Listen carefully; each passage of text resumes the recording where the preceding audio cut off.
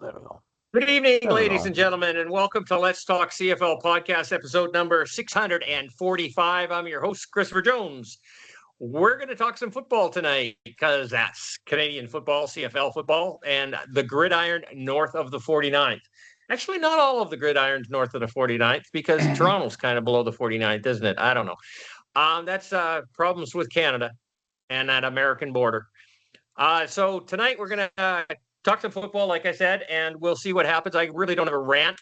We're not going to do anything. We'll just leave it at that. And I'll introduce the panel. And we've got William MacDonald coming to us from Calgary, Alberta, a.k.a. Pope William. Don't say it. Don't say it. How you doing, buddy? Don't say it. I am good. I'm looking forward to football sometime in the near future. I did force myself to watch another UFL game on the weekend, and it hasn't gotten better. Do you expect it to? Well, they did have the game I watched. They had 15,000 fans. That was not bad. Where? For them, yeah. Birmingham, Alabama, yeah. Yep. But it was kind of weird because every time they only filled one side of the stadium, the other side was empty. So they tried to keep the camera off the empty side, but sometimes you can't help it. But it was quite interesting. The game sucked, but whatever. I want real football soon, please God. I want to know, do they really think that is quality football or like comparable to the CFL? Or because all I can say is this is the third year. Okay? It usually only lasts a year. Well, year and a half. Yeah, that's true. Must mean something. But that's not totally true, is it? What do you mean? Well, didn't it start off as the XFL and then it evolved and more? This is purely UFL. No, that's not. No, actually, CJ's right. No. There were two leagues, and they merged. XFL and USFL merged together to do the UFL. Correct. Yes, that is correct. So the XFL didn't make it, and then the USFL didn't make it, so they combined the two. And the reason, and slowly but surely, it's failing. The only reason it's surviving is Fox and ESPN are paying for it. Okay, and your point? Could we talk about the TSN? CFL surviving because TSN is paying for it? It's the same thing. Kind of. You know what I mean? Yeah, TSN's just not paying enough. Well, probably not as much as Fox. I can't watch it. Moving on, not that I really am or not. Michael Dennis, Portland, Oregon. How you doing, buddy? I am doing really good. My Trailblazers are in the playoffs for the first time in 5 years. So things are going pretty good. So I'm going to be at the Motus Center the next couple nights coming up this weekend. So I'm doing really good, and I'm looking forward to the best team in the CFL, the Edmonton Elks, going to camp in 8 days. It's pretty exciting. No, it's more than 8 days, isn't it? Yeah. I think it's about 8 or 9 days. Rookie camp starts on the 1st. Yeah. So that's rookie camp starts on the 6th. Training camp starts on the 10th. Yeah, so it's about 2 weeks. Okay. We're at least 2 weeks away, Michael. 2.5. Give or take 3 weeks. Although next week is the draft for anyone who cares. Yeah. Nice. Some people care. I mean, we had Ballsy on here the other day, and he cared. That's true. Paul McCallum was here, and he cared. So there are people who care, just none of us. Mm-hmm. I did care until you guys discouraged me. Well, okay, hang on. We're not discouraging you from it. We just want to enlighten you to our position. And you follow the draft this year, okay? And check out who got drafted. And then at the end of this season, tell us whether they made a difference in this league.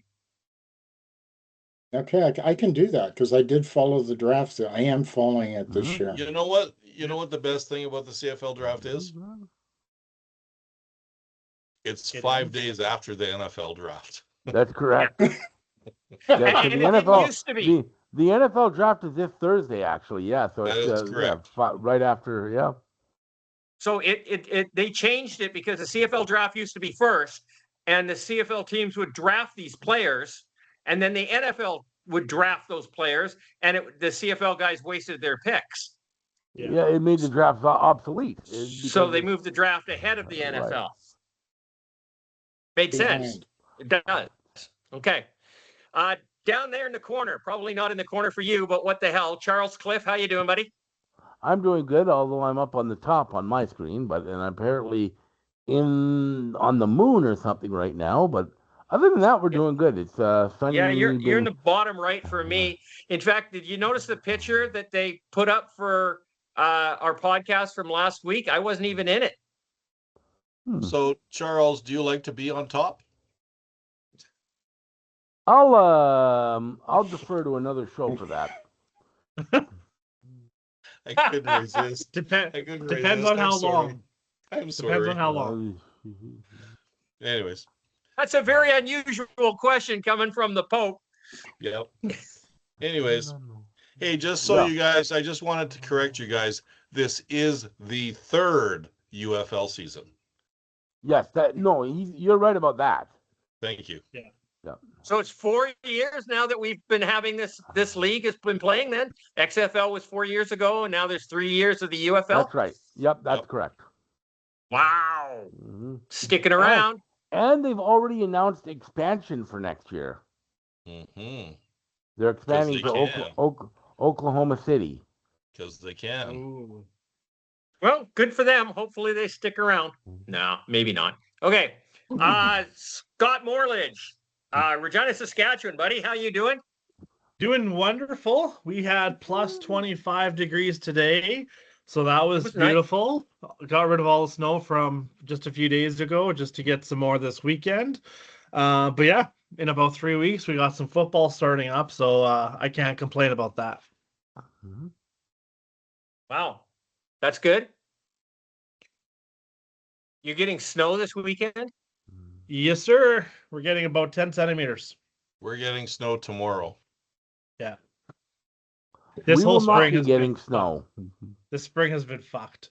Yeah. Charles, aren't you glad we are where we are? Oh, hell yes. I have not touched my snow shovel this year at all, and I don't plan to. That's how little snow we got. Yeah. We literally go up to we literally go up to 22 degrees tomorrow, and then it snows overnight. We were having 25 today. 18-degree days in the middle of January. Yeah, it was very nice. Okay, let's talk some football now, guys, because we've babbled around enough. First up on the agenda is we have a gentleman by the name of Aju. Like, seriously. Like, what kind of name is that? I don't know. You know what? Since this guy came into the league, I just went like, what the fuck for? Like, why? Okay. So now he's out of the league, and I'm thankful for that, because how do you name the kid the same name as your last name? I mean, to me, it sounds is there something wrong here? I'm not trying to be mean or anything, but to me, it sounds like the baby was born, the doctor turned to the parents and asked what the name was, and somebody sneezed twice. But honestly, it's just. No, that's funny. It's a very. I mean, it's odd. It's odd, and I'm not trying to be mean. I know it's part of the culture and stuff like that, but it just was weird. A Jew. Well, it's no different than Manute Bol naming his son Bol.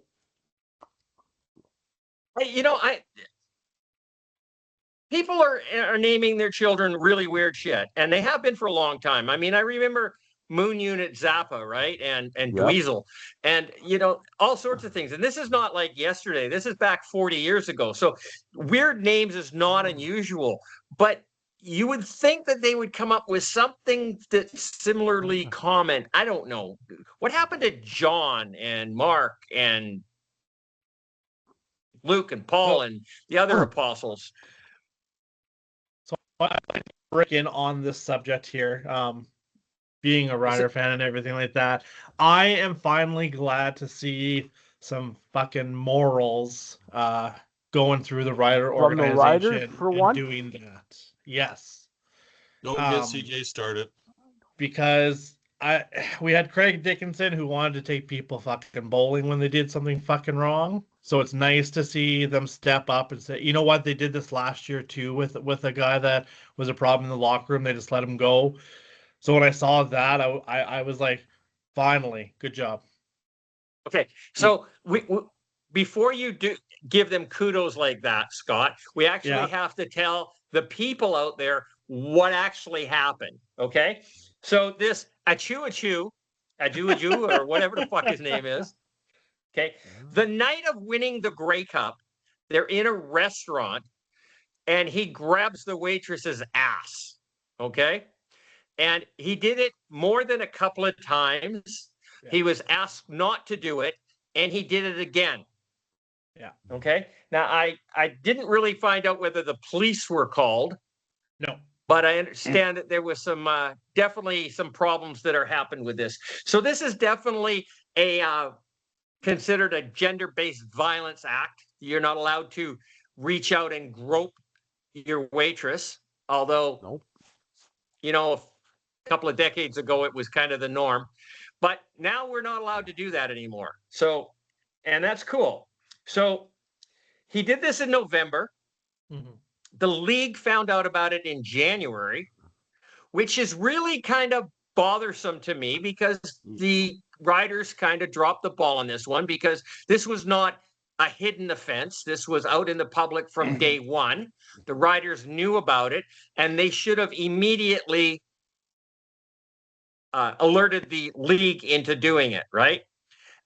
They didn't. I guess eventually they did. I don't know what happened or how the league found out about it in January. So that's still 2 months later, month and a half anyhow. The league started a third-party independent investigation, came back with the results, and said that this boy was crossed the line, so to speak, and he was given a 6-game suspension. Minimum, yeah. As soon as he was given the suspension, the Saskatchewan Roughriders immediately, and I mean without hesitation, released him. Goodbye, get the fuck out of here. Go away, go home. You're not welcome in our organization. And Jeremy O'Day came back and said, regardless of whether or not the suspension is lifted, we do not want him back on our team. Wow. All I can say is, wow, this is a total 180 on the morals and ethics of the Saskatchewan Roughrider team. And you're right, Scott, it is a breath of fresh air that they are finally stepping up and doing what is right and what is moral and ethical. And I'm proud of them. I really am. And I have to give the Saskatchewan Roughriders kudos because when they do something stupid, I call them out excessively. Okay? So when they do something good, really? I'm an asshole if I don't respond accordingly. And, well, I'm an asshole anyhow. But that's beside the point. The level changes. Yeah, I have to give them kudos for doing this. It was a good job. They took care of it. So he's suspended for all of the preseason games and 6 games in the season. Minimum, yeah. I have a couple of questions do you believe that another CFL team will pick him up after the suspension is lifted? Or do you believe this is the end of his CFL career? William. No, William. Well, yeah, somebody else will try him eventually because he's fast. I didn't think he was that talented, but he's fast. I know he's fast. Yeah. I didn't realize he grew up in Brooks, Alberta. I was just looking at his profile. And, well, if his mother was immigrated from South Sudan, which is all Brooks is now. They all work at the meatpacking plant in Brooks, Alberta.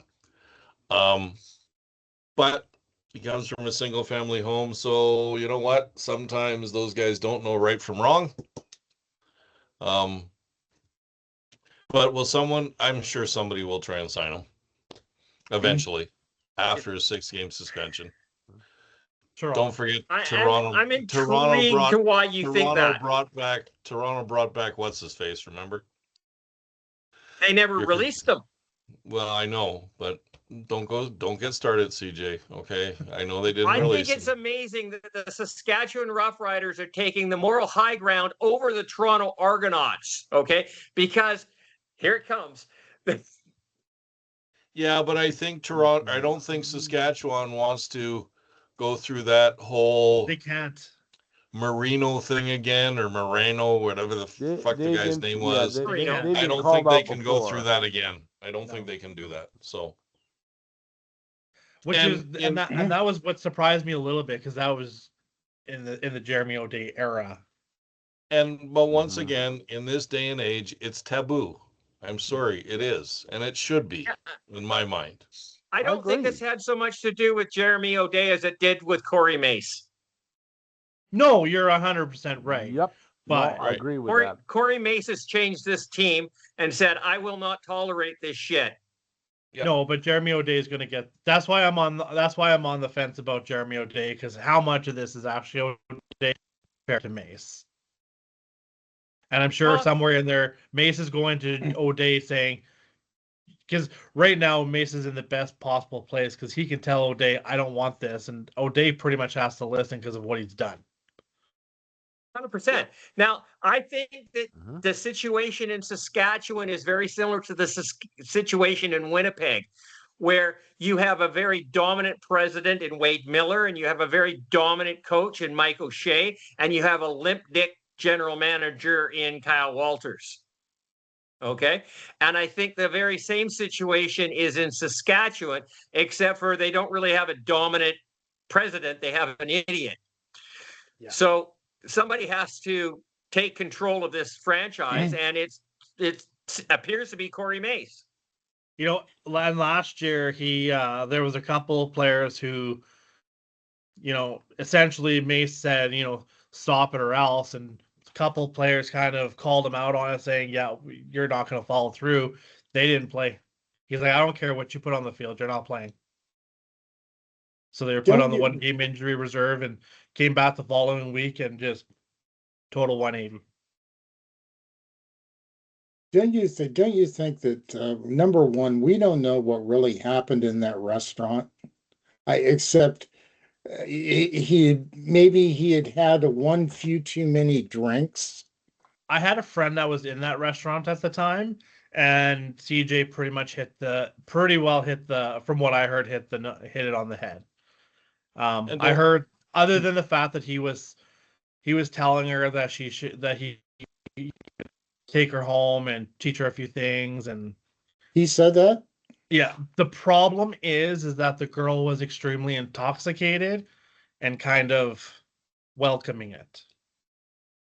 So don't you think that if a police report should be filed, because if you're going to take away somebody's living police like this, shouldn't the police be involved? From my understanding, they called everyone. It was just kind of like, go your separate ways. Because the girl put it up on Facebook right away after that, saying this happened, and everyone went to her and said, yeah, you got rejected, fuck off. And then it kind of went to rest, and then didn't really come back until what just took place the other day. So, hey, Michael, I'm going to ask you a question here, and this has to do with your business at the bank that you work at. Okay. If somebody portrays that bank in a negative fashion, do they still have gainful employment? The answer to that question would be no. Exactly. Because there's a moral turpitude clause. There's no difference between your bank and a football team. It goes back to, remember when Colin Kaepernick got fired for taking a knee in protest? And it comes back to the point where if I'm the owner of the football team and I'm paying you, you're not going to do something that disrespects my beliefs. I'm paying you money to be there, and you're not going to act like an ass on national TV and embarrass me and my football club. Yeah, but I kind of view it from this standpoint that to me, harassment of a woman is when you physically beat her, when you physically touch her and beat her. That is absolutely wrong. Well, it doesn't have to be violent. No. It can be unwanted touching. You can't just grab a chick by the tits in the bar anymore. No, I know that. It can be unwanted. It can be unwanted suggestions as well. Sorry. Yeah, it can be verbal. It doesn't even have to be physical. No. Correct. In this case, it was physical. He actually touched her in an inappropriate manner. Mm-hmm. As far as him losing his living over this, Michael, and this is coming from a 64-year-old guy who got smarter, I guess. You don't put yourself in that situation. Mm-hmm. Well, I'm like you. I'm a 64-year-old guy who's never been in that situation and would never put myself in that situation. Right. And it must be brutal to this.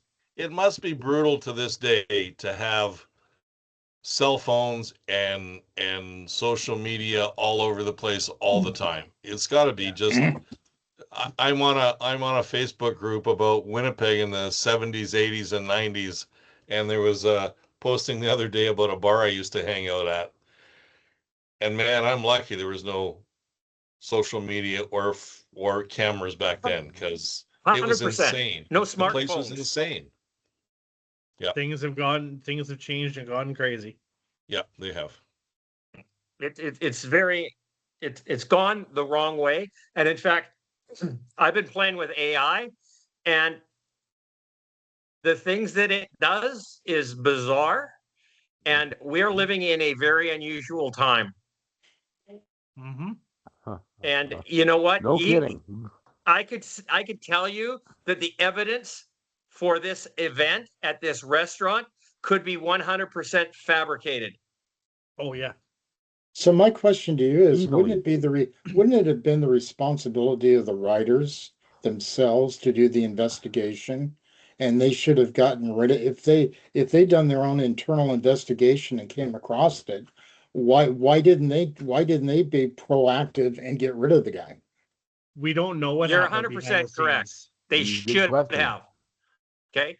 But this is a huge step forward for the writers compared to what they would have done in the past. Okay.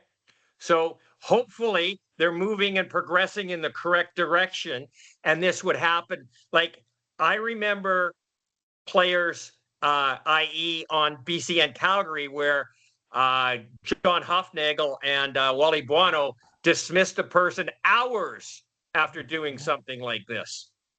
Okay. Not days, not weeks, not after an investigation, hours. Said, I don't want him on my football team anymore. Okay. There's that D-back last year in Calgary. Can't remember his name. But he got nailed for beating his wife down in the guy who went back to Winnipeg or something, right? But Winnipeg did sign him a month later. So Demario Houston, that was it. But he got acquitted. He did get acquitted though. It doesn't matter if he got acquitted. I'm sorry, you don't get charged. You do not get charged if you didn't do something. Okay? Being acquitted just means there wasn't enough evidence to put you in jail.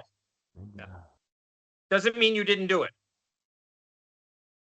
Well, unless they got it on tape, unless you got it on tape and it goes to a court trial and they find him acquitted, he didn't do it. That wouldn't be fair. Yeah, but I don't believe just putting yourself in that position to start with would be enough for some teams. Yeah, they don't want to deal with the hassle and the bad publicity.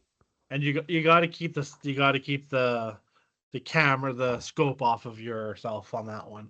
Right. So let the kid do what he's got to do. Let him go through his, rehabilitation or whatever he's got to do. And then once he's cleared, well, then it's up to teams if they want him back. I don't know, but somebody's bound to. I was just Hey, playing. Will's a Canadian. I was playing devil's advocate for the course of the conversation. Of course, I agree with you guys. Yeah. Mm-hmm. I don't believe in the concept in this particular circumstances, and especially in the Chad Kelly thing, that innocent until proven guilty. That doesn't fly. This isn't a felony. That's got nothing to do with it. This has got to do with moral standards. And didn't Chad Kelly get suspended for a year for it? No. 9 months, 9 games, 9 months, 9 games. 9 games, half a season,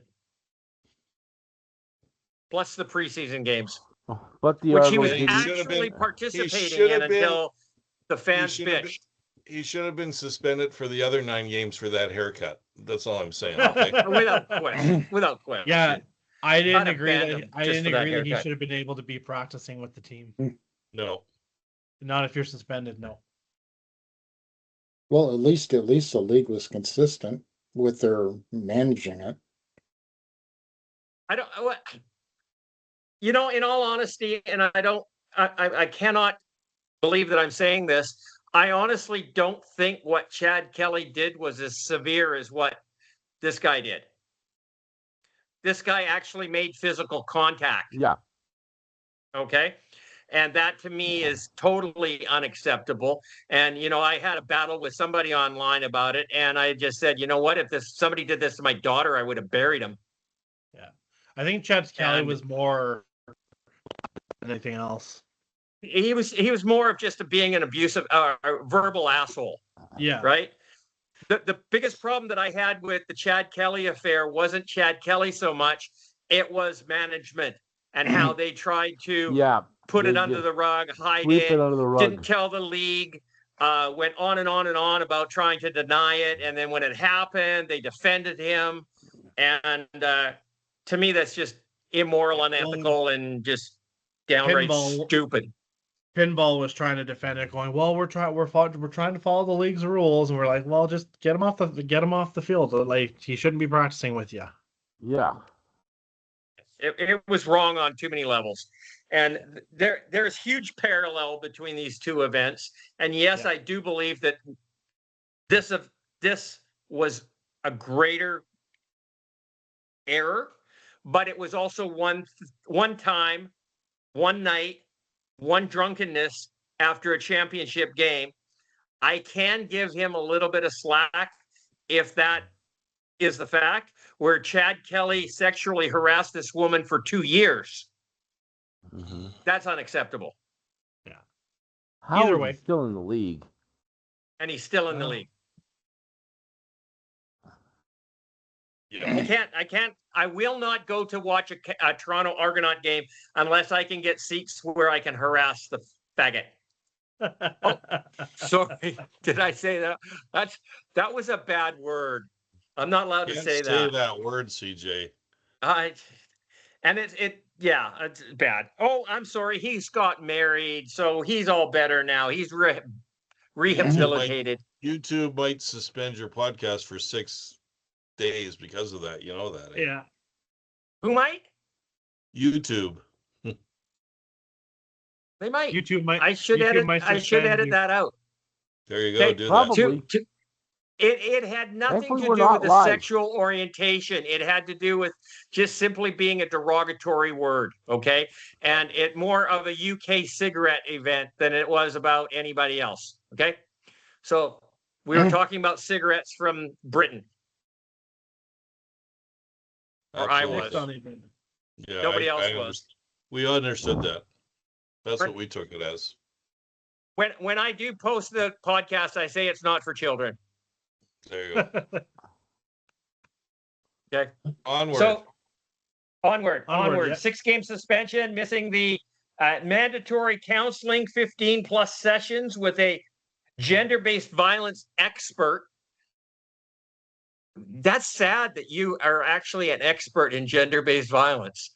I mean, what's the world coming to when there's actually people that have this as a job? He's got to go for counseling sessions with Chad Kelly now. Chad Kelly's going to help him out. And a psychological assessment. I think he should probably just go to AA and he'll be fine. Okay. Why do I have this vision that Stuart Johnson's leading this psychology thing? No, it was before Stuart Johnson. Yeah, it's been around for a while. It's the whole give people a hug situation as opposed to beating them to death. And unfortunately, now that people are coming out, I have a feeling you're going to get a whole whackload more claims about other players. And yeah.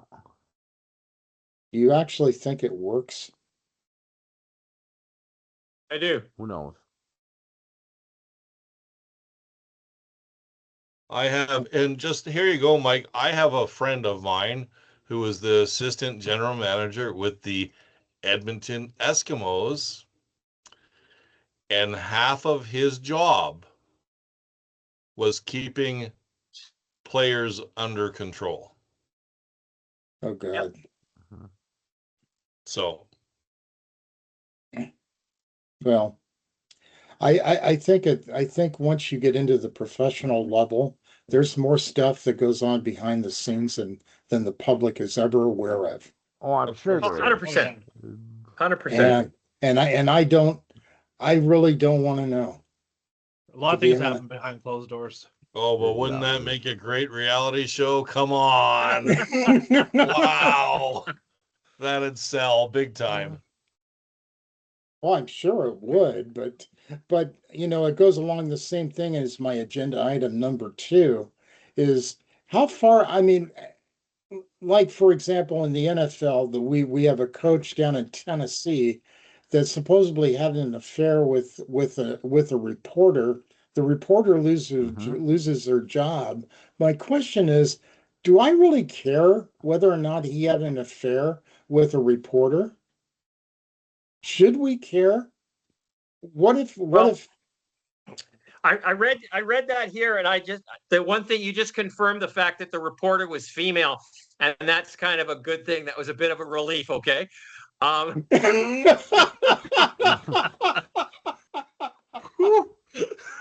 never know. Okay. So more to edit. I don't know why the reporter would get fired, and what's the purpose for that? When you have something that's happening between two consenting adults, who is it anybody's concern? Okay. Well, now the problem is, was the NFL coach? Was he married? They both are. They're both married. Okay, but it's really none of our business other than them and their families, right? So I don't know why you would even do that. It's nobody's business. It's nobody's business. It's kind of like what was that one where the guy was caught on the camera with his girlfriend, mistress at the baseball game or something, and no, that was a basketball game. Basketball game? It was during the kiss cam at the Washington Wizards game. Right. Okay. And they got put up on the kiss cam, and she dove underneath. If you believe that you have the right to privacy, then stay in your house. There you go. Mm-hmm. Yeah. Okay. Because out in the public eye, everything and anything is public domain. Yep. You do not have the perception of privacy. No. There is an argument about that in your car, because I know for a fact that the photo radar took a picture of a guy speeding and sent it to his house. The wife opened the mail, and he was in the car with a hooker. Caused a divorce. He sued because this was an invasion of privacy, and he won. It was an invasion of privacy because when you're in your own car, you have the perception of privacy, and photo radar was completely removed from British Columbia. Thrown out in BC. Yeah. It's different. Okay. It's different in the States because if you're in a public area and you photo into a private spot, as long as you're in public, it's fine. But that's down in the States. Yeah. So I just found it. I was watching Vrabel today talk about it. He had a press conference, and I'm just going. It was extremely uncomfortable, and I'm going, why does a coach have to have a press conference to tell the public that he did something bad, and that he's sorry and yada yada yada? But he never said he had an affair. My bottom line is, so what?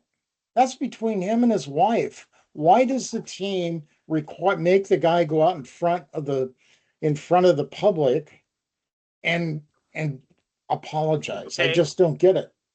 Charles, you want to say something? Because this goes Because I back to do. what we were talking about with the morals clause in the contract that a lot of Yes. times that we put in. Whether or not he had an affair, at least he gave the perception of it. And if they want to get that they want to get out in front of it, because the minute he just shuts up and doesn't say anything, again, it looks like they're hiding something. Yeah. Media gets all over that. Right. Has to do with being the owner of a team, and you're paying people to represent you. And if they are representing you in an immoral or unethical fashion, and it doesn't mean whether that's publicly immoral or it's your own personal opinion. Okay. And as the owner, a billionaire who owns a football team has the right to demand that his employees act morally responsible, even if he doesn't. Then again, I mean, Mike Vrabel is the head coach of the New England Patriots, who are owned by Robert Kraft, who's had his own issues with quote unquote morals. Well, most billionaires do. Like getting arrested in a massage parlor. Looking for a happy ending? Well, Exactly. and the problem is these guys are in the public eye. Look at OJ. He's innocent, isn't he? Well, The in glove light of the didn't law, fit. yes. The glove didn't fit. so you can't acquit.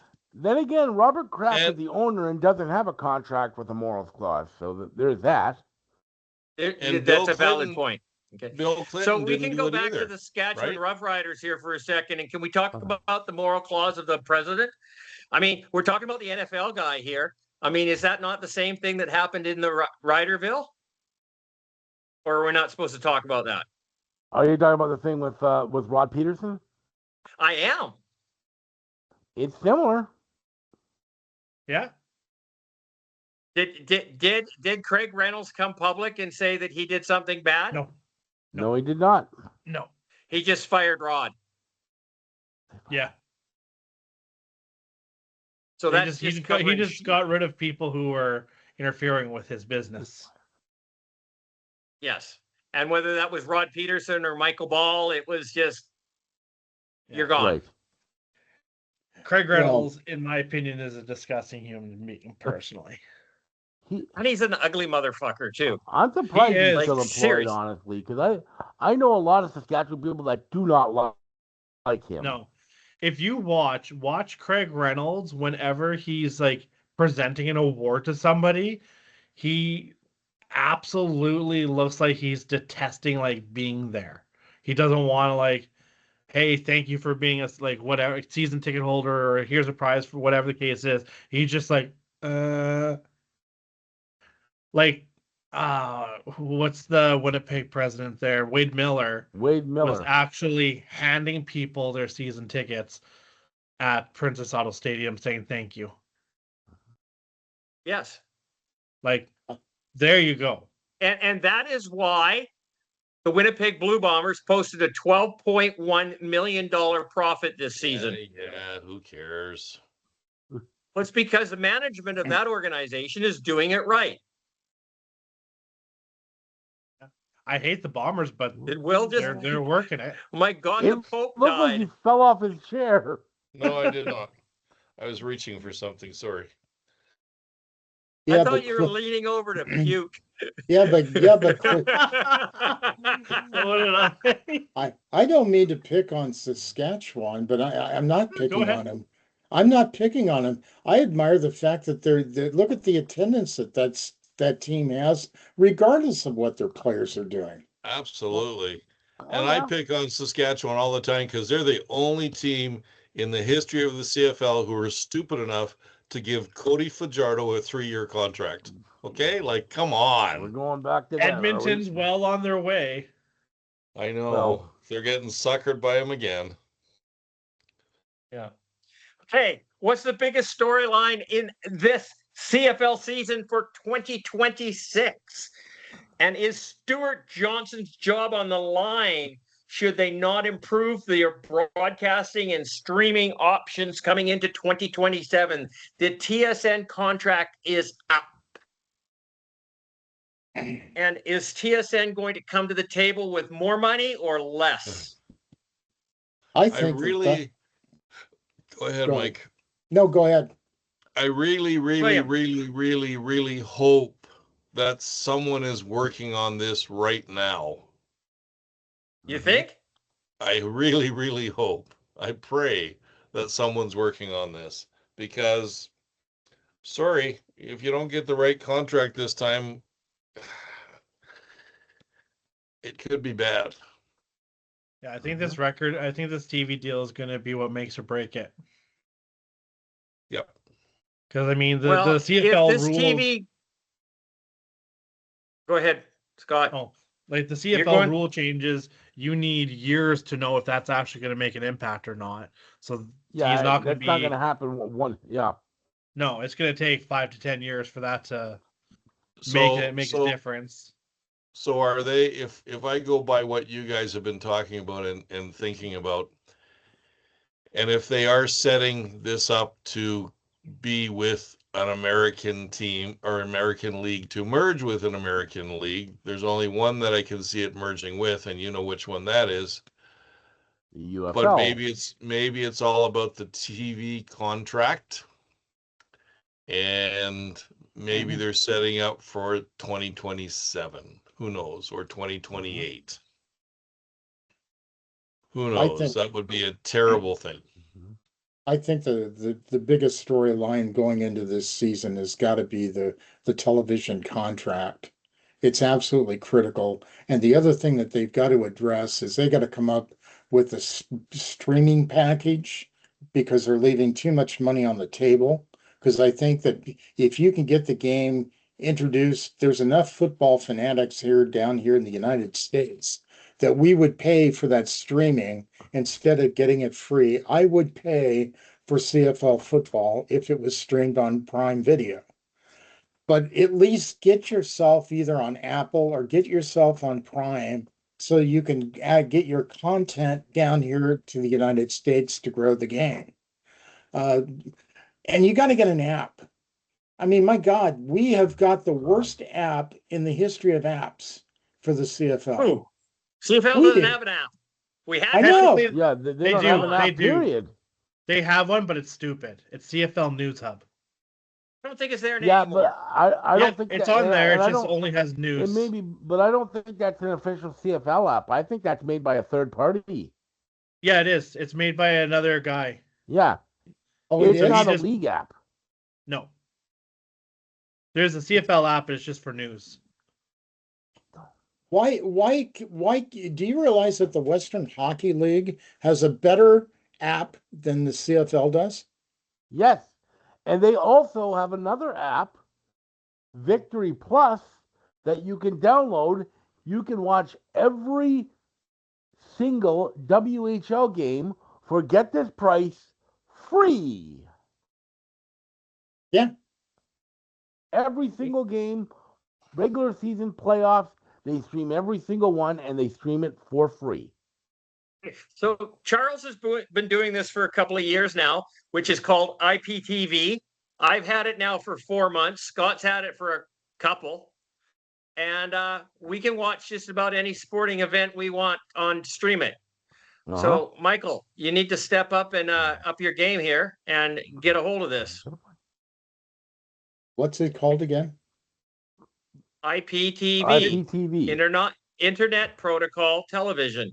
Yeah, Okay. and you need either a usually an Android streaming box, or I use a Fire Stick. So you Yeah, can me too. usually I'm using use a either Fire one of Stick. those. You download what's called an IPTV app, And then there are all sorts of IPTV companies. You can find them online. You sign up with them. They send you the credentials. You put it in, and you're up and running. Okay. Okay. So I'm finding the need for a streaming service becoming less and less and less, although IPTV is considered a gray market product. Yeah. And it is what it is, but it's definitely doable. And I think that if anybody out there is listening to the podcast and wants an IPTV, get a hold of me and I'll put you in the right direction. I did that for Scott. And are you happy with the service? 100%. Okay. So I know that it really doesn't matter right now, but you can say happy birthday to Lee because it's her birthday today. Happy Yes, I will. birthday, Happy birthday To to who? who? Lee. She's not going to be listening to it.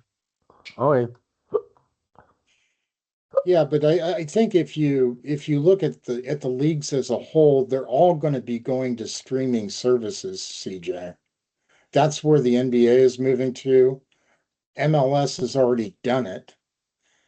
You can see the I don't NFL is, understand how network broadcasting is going to survive. it's not. It's not. It's not. It's like, So the problem with that is that the shows, the sporting events particularly, still have to have the live broadcasts. Okay, they still need the crews, they still need the cameras, they still need everything else. So if we stream it on a pirate service, then we can't. They're not going to make any money. So that's not going to work. So even though what we're doing is a wonderful thing for us, it's not a wonderful thing for anybody else. yeah, No, but can that's you, why the league actually has to get onto an actual streaming service. Yeah. It's And don't you- midnight for her, so hopefully she's sleeping. Hopefully. and, Unlike the other one.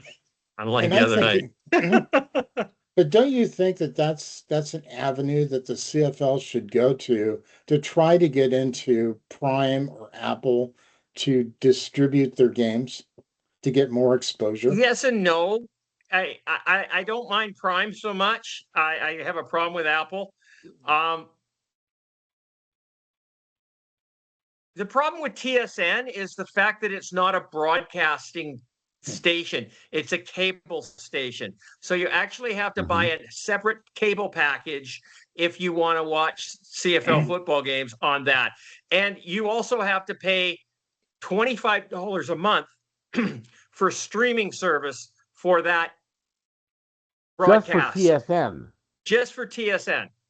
Just to watch TSN. Now, the only thing on TSN that interests me is the CFL and possibly the odd beach volleyball game. But No, there's So there's this- one they do have one reporter I like watching. Stop, Mike. Stop. Stop. we Okay, your proved that fantasy- your we have fantasy more bro- taste in our baby toe than you do in your entire body. Okay. Yeah. Because like You know, if you think about it, Mikey's little girlfriend there on TSN and Cody Fajardo are very similar looking. Okay. Oh. But Cody's got what? more hair. Maybe there's a connection there.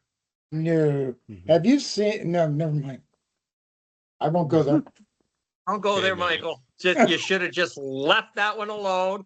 You opened the door and let William walk right into it. Okay, that was on you. That's on you. He's didn't getting say a Woody anything over about there. Yeah. Well, I was just being Who's getting a honest. Woody? She is worth Why? the $25 a month. No, she's not. For- Not unless you're getting a happy ending. Uh, Oh boy.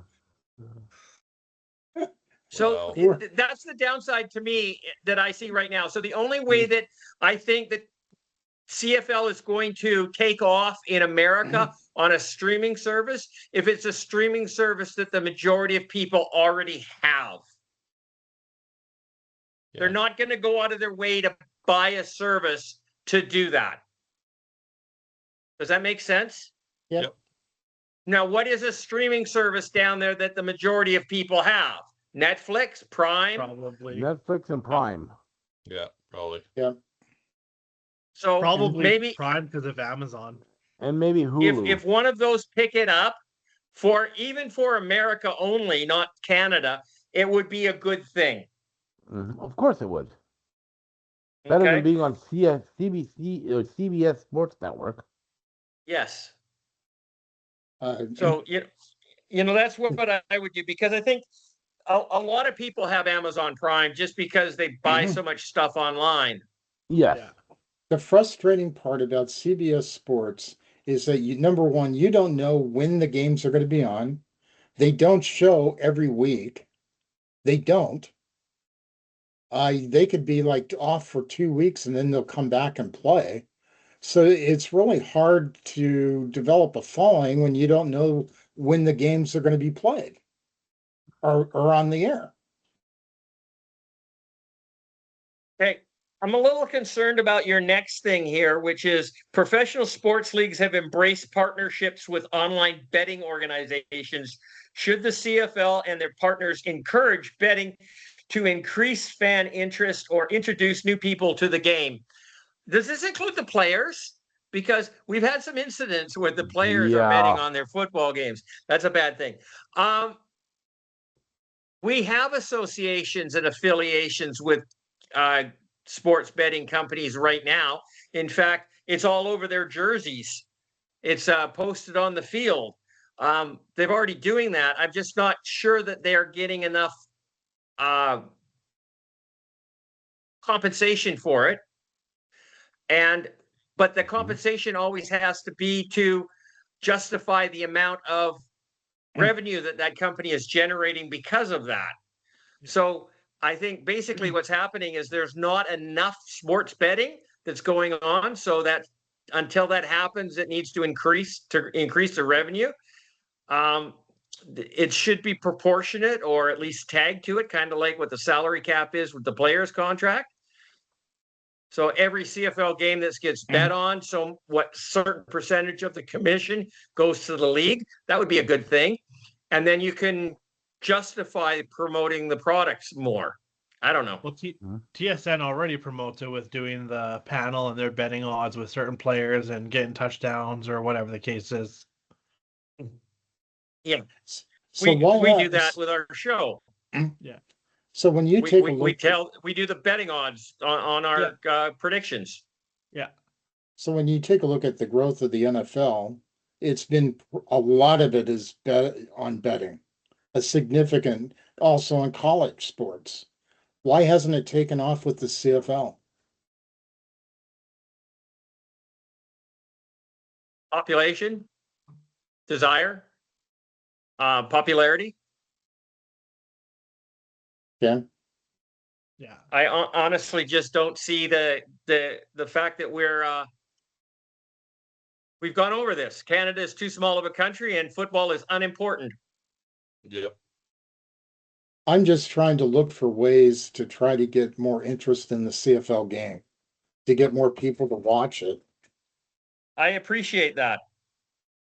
Get Johnson out of there. Well, yeah, Get rid of that Stuart would. Johnson. I'd like I to think see. they should put. I think they should put Cody Fajardo on the front page of Sports Illustrated. That'll do it.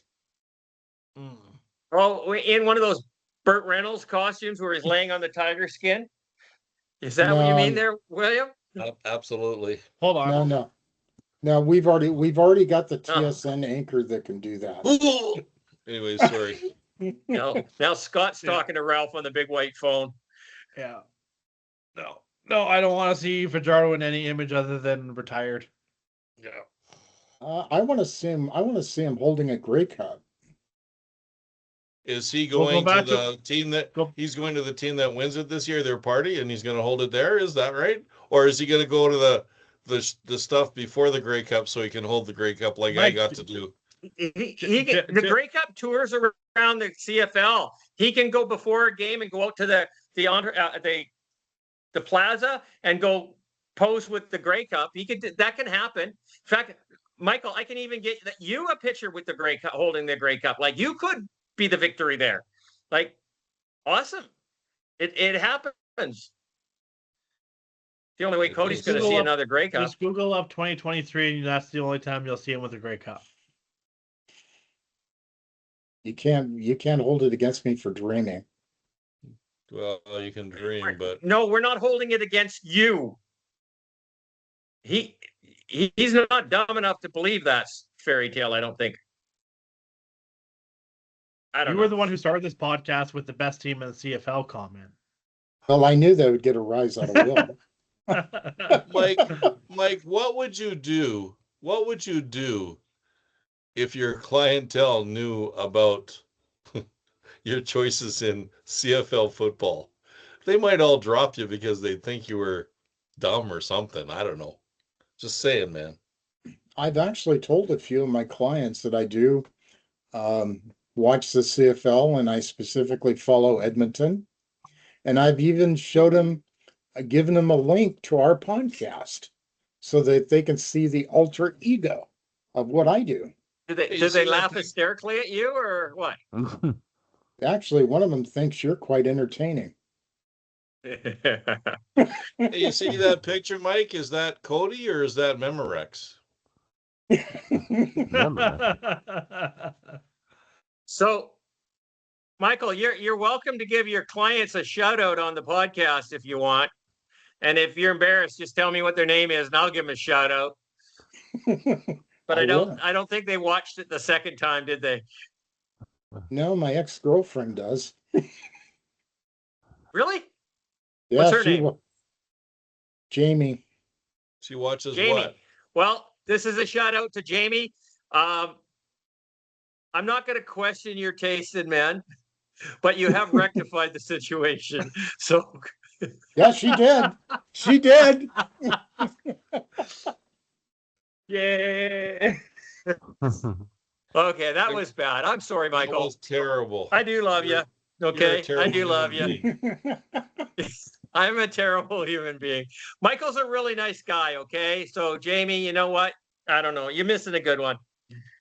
Okay, let's go a deep dive picture into the BC Lions. Why are we doing this? Okay. Why not?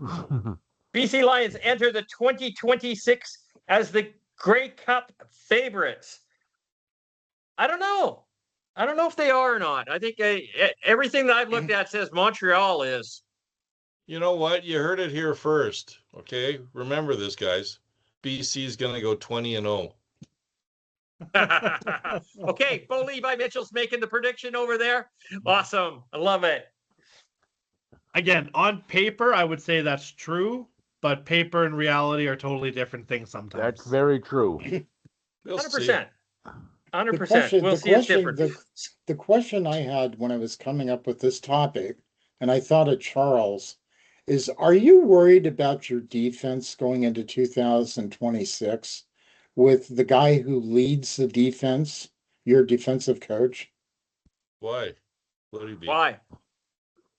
I just because last year they underperformed for a good portion of the season. For the first part of the season, they did. Yeah. And they picked up the pace in the back half. We did bring in another defensive mind. The defense now consists of Mike Benavides, who is an actually really good defensive coordinator, but he may be past his prime. I'm not sure. Possibly. We'll see what happens this year. We got to give him the benefit of the doubt. We got Ryan Phillips, who I really like, but I think he's more of a friend to the players as opposed to an actual coach. And we've just brought back Mark Washington. So Mark Washington and Ryan Phillips were part of the best defense the CFL saw for a very long time, way back when Mike Benavides was the coordinator for the BC Lions under Wally Buono. So these guys do have some history together. So hopefully they can get their shit together and keep the defense in a strong position. I'm not worried about the BC Lions defense. Not yet. Not yet. We'll see what happens. But if they start playing that Prevent D again, I'm going to throw something at my TV. Yeah. I'm much less worried about the Lions defense this year than I was at this time last year.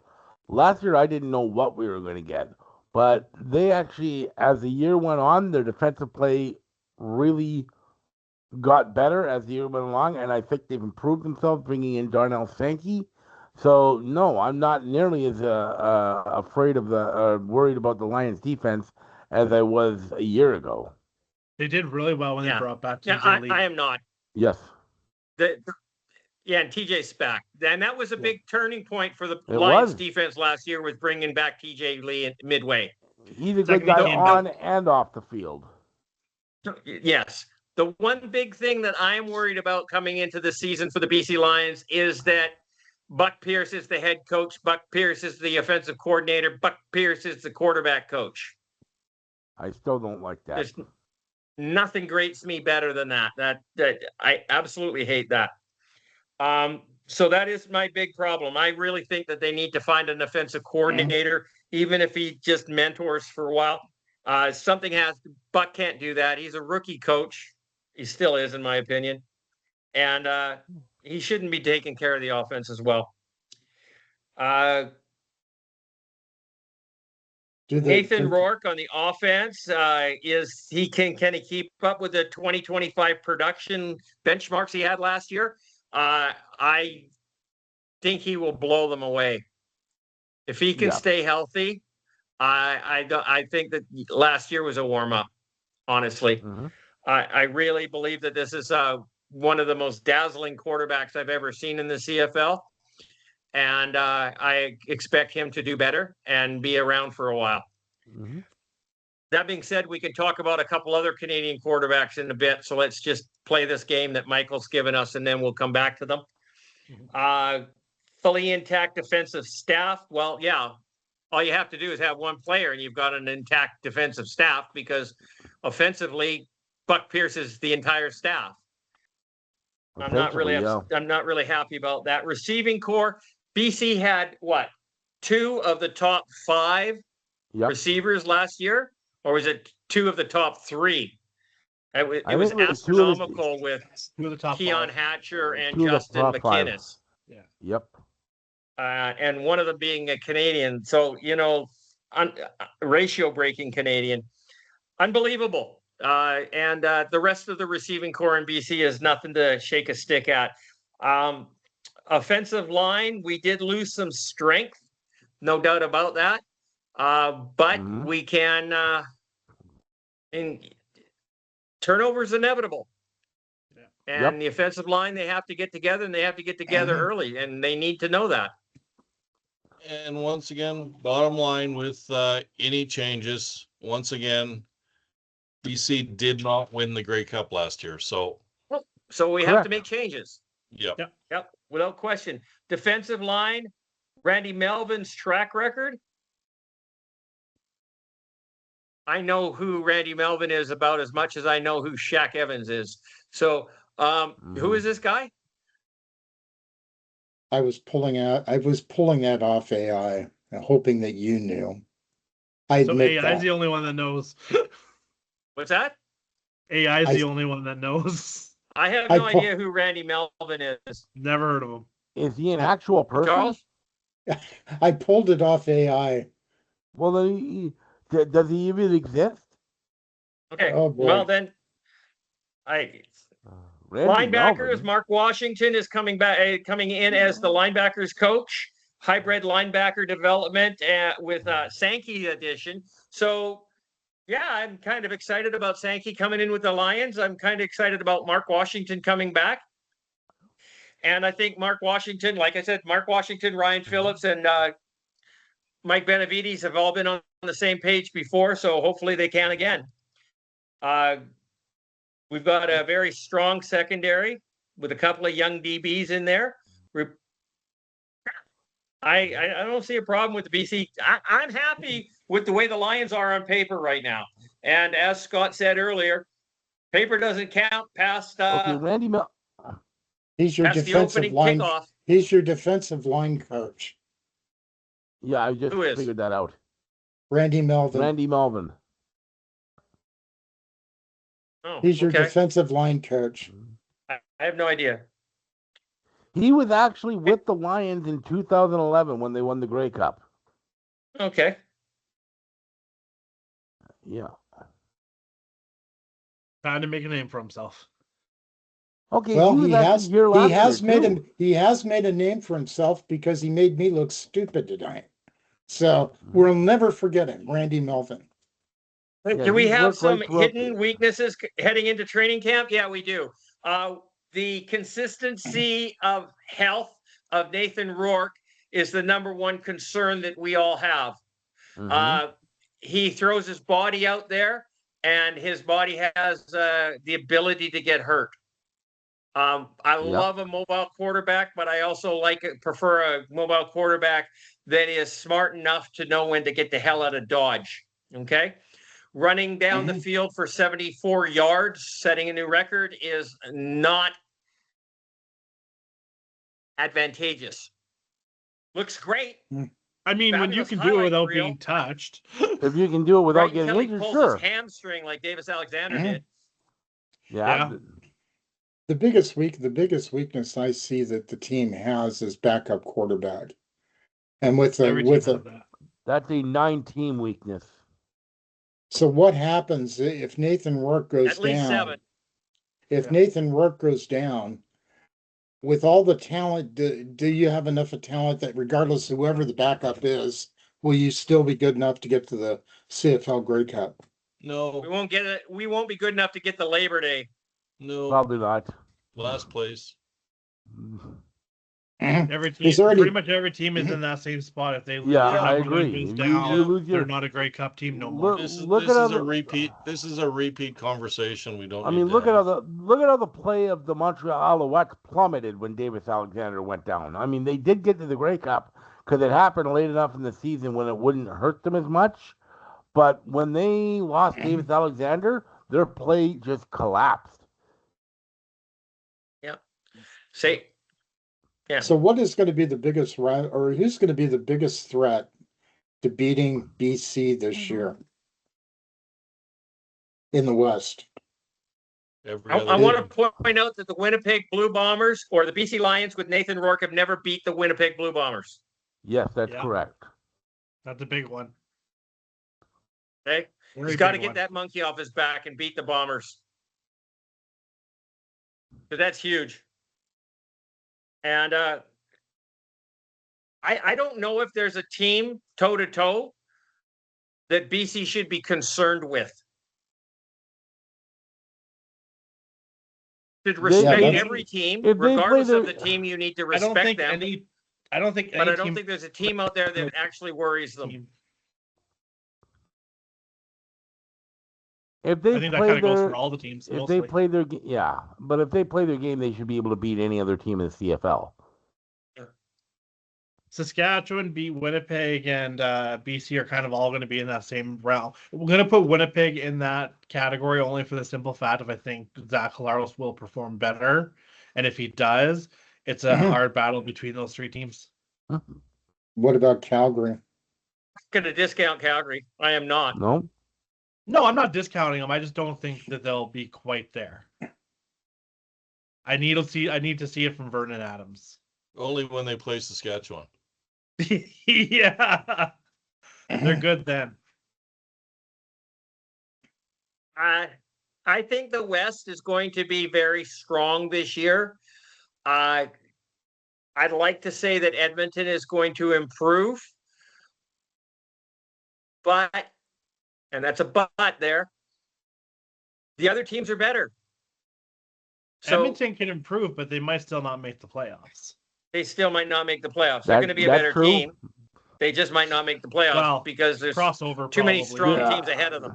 Yeah, but I think you can say that about all the teams in the West, to be honest with you. I think Edmonton has improved enough. I think we're still looking at a crossover year. I think they just have too many new players that need to come together and gel. We'll see how the quarterback situation works its way out. Yeah. So we'll see if what's his name can take over for Cody or not. And that may not be at the beginning of the year, but it might be halfway through the year. Yep. Let's put it this way. Depending on how he performs. Let's put it this way. Cody is going to be pressured to win and win early. And if he doesn't, and win often, you know what they're going to do. He'll find himself in the same spot that Trey Ford found himself in last year. Yep. Replaced. I don't even think he'd get that long. He's not going to get 6 games. No. Not if he loses them all. Very tight. I do not believe Cody is not of the caliber of Caleras, and he's not of the caliber of Nathan Rourke, but he's a good, solid veteran player that's good for Edmonton. And I don't think he's going to lose his job after 6 games like Trey Ford. It's not going to happen. If he's 1-5, he will. Yeah. And if Taylor Powell threatens him for that position, has a really good training camp, they have all the reason. Once again, Mike, they have to come out and win bigger. The fans are gonna demand certain things. Mm-hmm. And if the quarterback's not winning, they're gonna change the quarterback every single time. Cody came in last year and helped them almost make the playoffs. Almost making the playoffs again isn't an option. No. No, I think that the expectation this year is for Edmonton to make the crossover into the playoff. That is the expectation. At the least. And that is a realistic one. That is realistic. Okay. But that would mean that one of the other Western teams has to be below them. Yeah. Because there's no 2 crossover positions. Okay. So here's where I'm looking at this right now. Week 1, Edmonton Elks are playing the Ottawa Red Blacks. They'll win. Edmonton that could actually be a good game. That could actually be a good game. Week 2, they're on a bye. Week 3, they're playing Montreal. Week 4, they're playing Winnipeg. Week 5, they're playing BC. Oh. Week 6, they're playing Ottawa again. So in the first 5 games, they could be 2-3, 2-2, or 3-1. 3-1 could be. I wouldn't write off Ottawa so easily on that with that team. And I'm not going to write him off again. I'm not going to write him. I wouldn't write off Edmonton either, because we know that the first games of the season, anything can happen, right? Because nobody's used to anybody. And with Ottawa, for example, I guarantee you they're going to come out with a whole new offense, a whole new defense. And Ryan Dinwiddie, as much as I don't like him, he knows what he's doing. Yep. Yeah. So then Saskatchewan, after that, plays 2 with BC and 2 with or Edmonton plays 2 with BC and 2 with Saskatchewan. Yeah. We're going to lose both against BC and we'll split Saskatchewan. But here's the thing: is that you split Saskatchewan, I'm impressed. If Edmonton can come out swinging in the first half of the season and take down these Western opponents like BC twice, Edmonton twice, the last half of the season gives them leverage. The last 3 years, they've lost. What is it? The first 7 games of the year, 6 games of the year. Mm-hmm. I can't envision them getting off to that bad of a start this year. If they do, then we've got a problem. Okay, so we're doing a deep dive into BC right now. So we're going to stop talking about Edmonton Elks for a second. We're going to look at the BC Lions schedule, okay? So week 1 is a bye. Week 2 is on the road into Saskatchewan. That game, honestly, would be a coin flip. That would be a good one. Especially that early in the season. Then BC travels east to Hamilton. Okay? Another tough game. Yeah, not an easy game. But they won there last year. Then we have Calgary Stampeders coming to Kelowna to play the Lions. So we're not even in our home stadium. And then we have Edmonton coming to BC in Kelowna. And that's week 5. Week 6 is a bye. So now we've got 2 buys in the first 6 weeks, which is ridiculous. I don't like that. And a lot of this is being precipitated by the World Cup. It is. FIFA is there. So now the first game in BC Place is going to be July 17th, Friday, July 17th. BC is playing. Oh, sorry. No, that's in Edmonton. That's on the road. They're on the road in Edmonton. And then the first game is the 25th with Toronto coming to BC. Right. And that's in the Dome. In week 8 is our first home game. Wow. Legitimate home game. What's that? Legitimate home game. Legitimate home game. Right. But in all honesty, BC could be 6-0 and they could be 1-5. I see them being more like 5-1. And that's a possibility too. I said anywhere in between. Because yeah, I got a feeling this year the West is going to be scary close. Yeah. Yeah. I wouldn't be surprised. And last year was scary close. You're going to have those Eastern games are going to count for something this year, because that might be the only way you stay ahead of the competition in the West. So, in all honesty, in the Western Division, I would be surprised if any team doesn't split every other game with the Western teams. Mm-hmm. Yeah, I still have more confidence in BC. I think that they stand above everybody. Yeah, but you know what, Mike? They have a pretty similar team to what they've had in the past. Yeah. And they weren't dominant. We've seen a lot of teams that on paper should tear up the league and fall flat on their face. Right. I don't believe that we're going to see a 12-6 team this year. BC hasn't fallen on their face, but they have not blown the doors off either. It's going to be really tough to have a 12-6 season. Yeah. You know, quite honestly, I may be getting more worried about Winnipeg as I'm thinking more about what they've done during the off season. And if Zach Claros does come back, they're going to be tough. Exactly. And that's why I say that Edmonton hasn't done enough to get past the 4 teams above them. I think the only way that any team in the West falls really far back is if their starter gets hurt. Yep. And unfortunately, it's going to happen. Yeah. I think they're all going to be playing Edmonton each other, and they're all going to be trading Fajardo. off wins. It's not a matter of who; it's a matter of when. Yeah, it is. And if you look at the history of quarterbacks in the leagues getting hurt, it's not good. Yeah, but Saskatchewan, if Trevor can stay healthy like he did last year and only miss 1 game, Saskatchewan's going to be pretty tough to compete with. Absolutely. Same thing with BC. Same thing with Calgary. Same thing with Winnipeg. I can't say the same about Edmonton. That's why I didn't say nothing. Yep.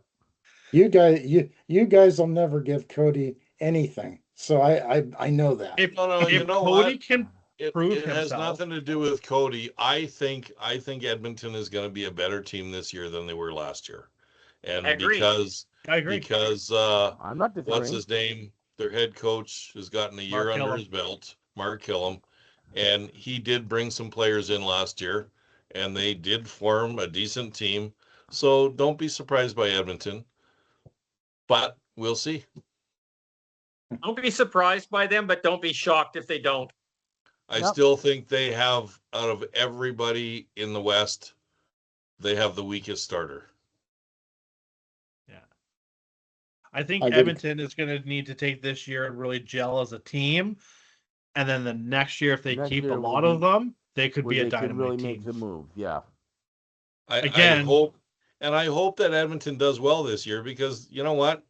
As much as I don't like Eskimo fans, not you, Mike, Eskimo fans in general, I think they deserve some kind of winning season sometime soon. Yeah, they've had a lot of crap for a lot of years. The CFL is better. we're a better league when we have 9 competitive teams. Yeah. I don't wish ill on any single franchise out there. And well, the exception of in the past Saskatchewan, but they seem to be doing better now with this achoo going away. So if you take there's a nobody look, out there. if you take Well, a look at okay, this Toronto. league, I hope Toronto falls in their face. if you take a look at this league and we compare any team in this league against anybody in the UFL, the CFL is by far the second best league in the world. I don't think Okay. anyone's trying to argue that. No, we're not going to argue. And that's why I think we ought to promote. I wish Canada would promote this. Oh, well. I wish Past Canada would CJ's stop trying to bedtime. change the fucking rules. Yeah. Okay. You know, I was going to mention something real quick. One of the points Ballsy made on our podcast last week is why we're not attracting quarterbacks. And I never ever thought of the quarterbacks in NCAA getting paid. Okay. And that is a big thing because I did some research this week and they say the top guys in the NCAA quarterback wise make anywhere from $500,000 to $800,000 a season. And if you think about it, that's what's his name Top money dollar. in BC. Top dollar. Nathan So Rourke why might be would they more. come I'm here? going to ask you a question, Well- William. Okay. Yes, I'm sir. going to ask Yes, you a sir. question right now. Ask me Okay. a question. Yes. How many quarterbacks in the CFL currently, okay, would have made that kind of money when they played in the NCAA? None. None, because that's not who the CFL draws quarterbacks from.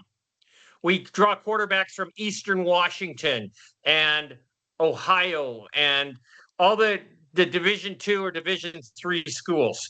They're not making money as quarterbacks or not making anywhere near what they would make as a quarterback in the CFL. That's fair. So, although I respect what Michael said, but what Ballsy said about that, but I don't think that that is actually affecting whether or not the quarterbacks are coming to the CFL. Because that's not who that. I mean, Bo Levi Mitchell, Eastern Washington, right? Dave Dickinson came out of Montana. I mean, these are not high-end schools. This is not UCLA. This isn't Penn State. This is not, we're not getting Ohio those quarterbacks State, Miami. here. Never will. Never have. Never will. But don't you think that he did make a good point that a quarterback ought to be in the CFL, ought to be exempt. They ought to exempt them from the salary cap and pay them a higher wage so that we can get quality quarterbacks in our league. Well, I'd be fine with that. I'd love to see it. I agree with that, Michael. Here's the problem. Winnipeg just posted a $12.1 million profit. So they can actually go hire a second string NFL quarterback and pay him $8 million or $10 million a year. Do you believe that should be fair? So if you're going to have a marquee quarterback, then you need to put a cap on the marquee quarterback at $1 million a year or something, or $1.5 million. That's true. I would like to see $1 million cap. I don't have a problem with that. So you have to do that because otherwise Winnipeg's going to dump $10 million on a quarterback, and Edmonton, who is groveling for money right now, is not going to have the same comparable ability to do that, right? Yeah, I think it has to be between $1 million to $1.5 million cap. That would be fair. Because you're not gonna be able to attract somebody at 400,000. Well, they do. They have. Yeah. They attracted Cody. Because you know what? If they're not on the practice roster of an NFL team, $400,000 a year is not a bad wage for somebody who's got a choice of flipping burgers. Right.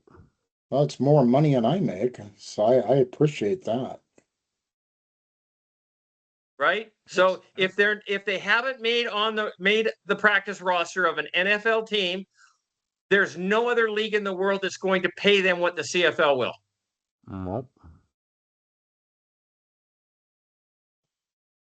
So how many? That's 90 quarterbacks in the entire world, or let's give it 120, are going to make it in the NFL. That's 3 per team, and with a practice roster position. So, I don't know why there's a problem getting players up here. Canadian dollar sucks? Yes. Dual taxation? Yes. There's a lot of negatives to playing football in Canada, but they always have. I was gonna say keep an eye on the 49ers this week. See who they draft. Yeah. Okay. See if they draft another quarterback. If they draft a that quarterback, could be the end of the line for Curtis Rourke. absolutely, I'll be watching. Yeah. Yeah, if So they that was draft one of the him. things I wanted to talk about. Please pronounce that Canadian quarterback in Winnipeg's last name. Elgersma. Elgersma. Elgersma? Taylor Elgersma. Okay. Elgersma. This is the guy that was hanging around on an NFL team for quite some time. Green Bay. Is he going to make it in the CFL as a CFL quarterback? Does he Have to have wait and see. Does he have what it takes to do that? I don't know. I never watched him down in America. What type style quarterback was he? I have no idea. I never heard I of don't know him. much about him. I don't know if he even got a lot of playing time. Yeah. But I it's a don't think he different did in game the here NFL, than it is but down what there. was he in NCAA? Because he was an American quarterback. He played in America. Yep. Who are we talking about? Elgersma. He was down there with Green Bay for a while. Then he went to the UFL. Passport didn't work out, so he went back to Winnipeg. UFL doesn't have the pull the NFL does with the passport office, I guess, with immigration. He never got off the Green Bay practice roster. Yeah. And he wasn't open. He was not an NCAA quarterback. No, he was played not. For was Wilfrid not? No, he played for Wilfrid Laurier in youth sports. Well, don't I look like shit? And in his last season, his last season with Wilfrid Laurier, he threw for over 4,000 yards, 34 touchdowns, and 10 interceptions. We know he'll be the short yardage quarterback for Winnipeg, 6'5", 227. Yep. You think? He is going to get touches on the ball, that's for sure. Yeah. And it wouldn't be bad to leave him in there for an extra play or two here or there and everywhere. Just to get him some experience and get him going in there. That's not a bad idea. I don't doubt that's going to happen. So it'll be interesting to see if he makes it. It'd be good for the CFL. It'll be great for the CFL. I would love to see him and Nathan Rourke play a game against each other. 2 Canadian quarterbacks teeing off. It definitely will be a little bit different than Trey Ford teeing off against Nathan Rourke, because that game was embarrassing for Edmonton, to say the least. To say the least. Actually, the game against Cody Fajardo against BC was embarrassing too, wasn't it? First half, it was good. Second half, they got annihilated. They got annihilated. They got hurt really badly. First half, everyone was sitting there going, what? Just remember, football's a team sport. It is. And when your team sucks, it kind of shows up on the scoreboard. And it did. That's why Edmonton missed the playoffs.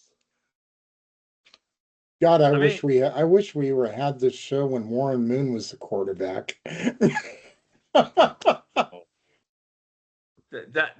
Those were amazing fucking times, buddy. Mm-hmm. Yeah, it was an amazing football team.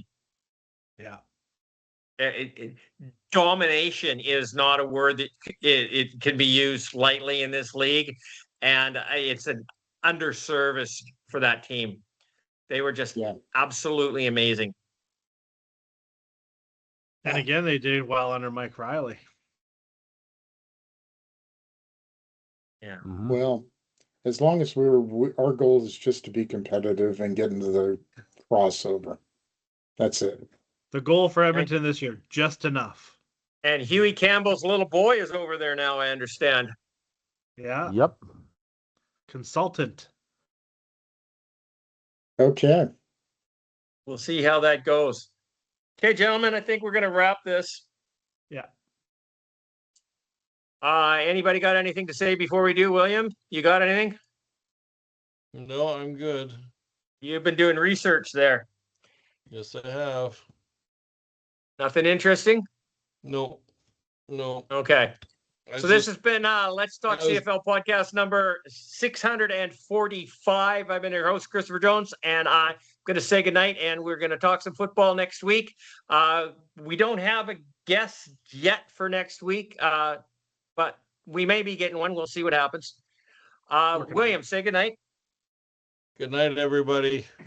Watch UFL football this weekend because we could be watching that in the future in the CFL. You never know. You never know. It's going in that direction. You never Charles. know. Good night, folks. Only a couple more weeks, and the players will be on the field in training camp. Training camp starts May 8th, I believe. end of the first week of May. 10th. May 10th. May 6th is rookie camp. Rookie May camp 10th, Right. goes training 3 or camp. 4 days That's before right. that. Yes. Scott, say goodnight. Good night, everyone. And again, 1 week closer. 1 week closer. It's coming. It's coming. It's coming. Michael Dennis. Good night, everybody. And if you don't want to watch UFL, support the Trailblazers this weekend. And we did beat San Antonio tonight. So all's good. Fucking basketball. Basketball is for bitches. Jesus. Good night. That was his